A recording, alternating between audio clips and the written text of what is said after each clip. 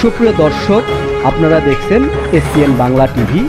দেখুন ও সাবস্ক্রাইব করুন SPN Bangla TV, দেশ ও মানুষের কথা বলে।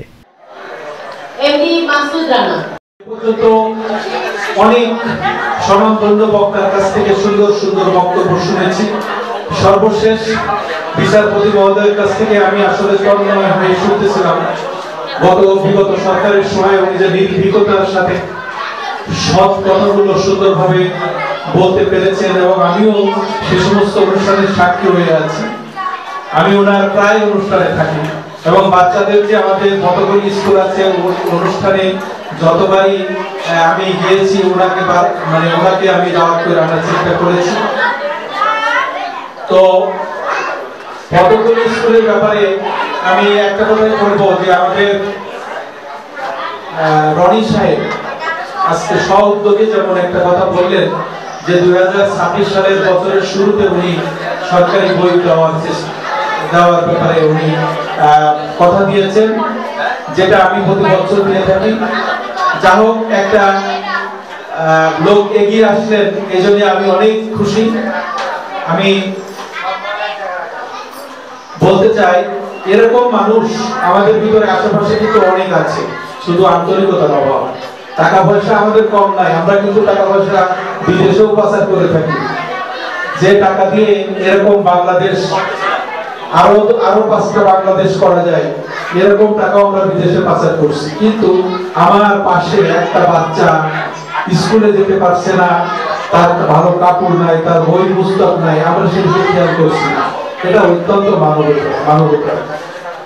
আসলে এই সমস্ত কাজগুলো করতে গেলে অনেক পয়সা দরকার, তা নয়। আমি একজন সরকারি আমলা, আমি চেষ্টা করি প্রতি মাসের বেতন থেকে কিছু সাশ্রয় করে রাখা, এবং সেটা দিয়ে আমি বছরের শুরুতে এই 60টে বাচ্চার জন্য বই কিনে দিয়ে থাকি। তো এবার একজন আরো পাওয়া গেল।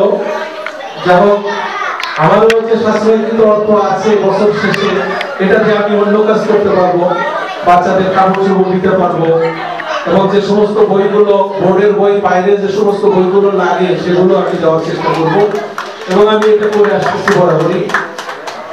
সর্বশেষে আমি যে কথাটা বলবো যে আমরা মানবতার তরে একটু এগিয়ে আসার চেষ্টা করি।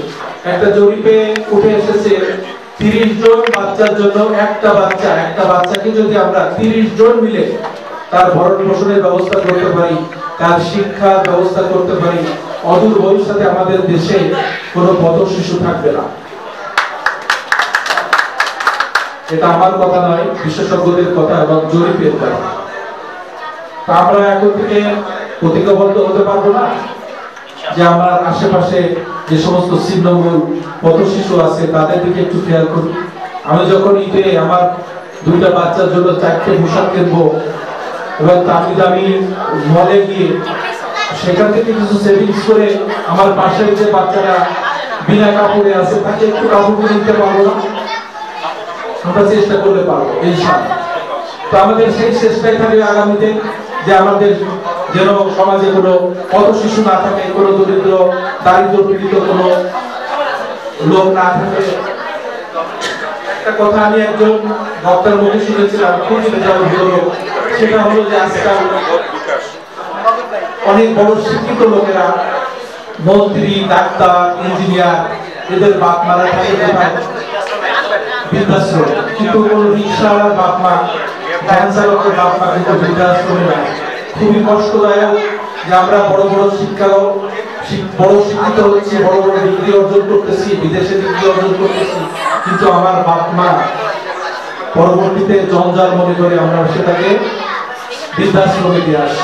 অত্যন্ত দুঃখজনক একটা ঘটনা যেটা ঘটছে। তো আমরা সেদিকে না যাই। আমি আমার বাপ মাকে অনেক আগে হারিয়েছি, আমার মাকে হারিয়েছি 1997 সালে, আমার বাপকে হারিয়েছি 2014 সালে, 9 সালে। অনেকদিন হয়ে গেল বাপ মাকে দেখে না, এই জন্য আমি বাপ মার প্রসঙ্গটা তুললাম।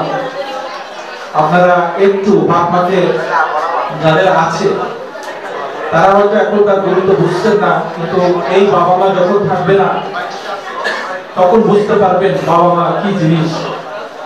যাও আপনাদের আল্লাহ তাআলা সঠিক বুঝ দান করুন।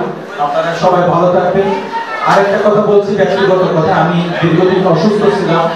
2013 সালে আমার বড় দুটো অপারেশন হয়েছে, একটা ওপেন হার্ট সার্জারি এবং একটা ব্রেন সার্জারি। এই দুটো আমি 2023 সালে সম্পাদন করেছি। এখন আমি ভালো আছি এবং আমি কর্মে ফিরে গেছি এবং আমি অফিস করতেছি। আরো 2 বছর 2 মাস আমার সরকারি চাকরি আছে। আপনারা দোয়া করবেন যেন আমি যতদিন বেঁচে থাকি, সুস্থতার সাথে বেঁচে থাকি, পরিবারের উপর বোঝা না হয়ে যায়, এই দোয়াটুকু করবেন।